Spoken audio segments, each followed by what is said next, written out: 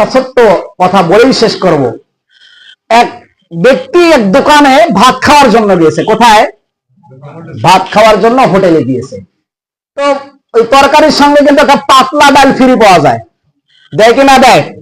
এই ফ্রি ডাল যখন দিয়েছে, ছোট্ট কথা বলবেন আমার সঙ্গে, পাতলা ডালের সঙ্গে একটা আমের পোয়া আছে না, এই আমের পোয়ার একটা ছাল পেয়েছে।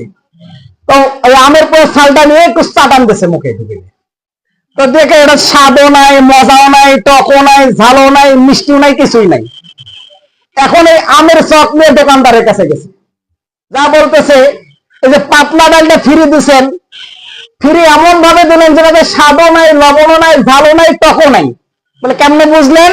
বলে আপনার ডাইলে আমি একটা আমের চক পাইছি, এই আমের চকটা যখন চাটলাম দেখি এখানে কিছুই নাই, স্বাদ গন্ধ।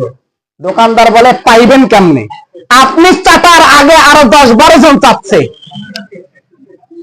আপনি চাটার আগে আরো 10-12 জন চাচ্ছে, তা আপনি স্বাদ পাওয়া তো কোনো প্রশ্নই আসে না। মুআজ্জাজ মুহতারাম হাজিরিন, আপনারা অনেক কিছু দেখেছেন, অনেকজন চেটেছে সেগুলোকে, আর স্বাদ গন্ধ নাই। এমন একটা জিনিসকে এখন চয়েস করবেন যেটাতে স্বাদ আছে, গন্ধ আছে, খাইতে গেলে স্বাদ পাওয়া যায়, গন্ধ পাওয়া যায়, এমন জিনিসকে চয়েস করেন। বারবার চাটা জিনিসকে আর জনগণ নিয়ে আসবে না ইনশাআল্লাহ। বলেন জোরে ইনশাআল্লাহ।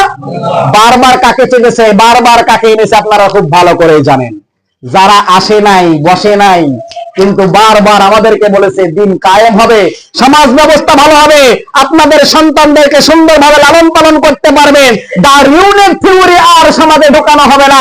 এই কথার আলোকে আমাদেরকে যারা মেসেজ দেয়, আমরা তাদেরকে আগামীর বাংলাদেশের ক্ষমতায় দেখতে চাই। বলেন ইনশাআল্লাহ। আল্লাহ তাআলা তৌফিক দান করেন, বলেন আমিন। ওয়া আখিরি দাওয়ানা আলহামদুলিল্লাহি রাব্বিল আলামিন। আমরা যারা সুন্নাত নামাজ পড়ি না, 4 রাকাত কাবলা জুমা সুন্নাত নামাজ আদায় করি।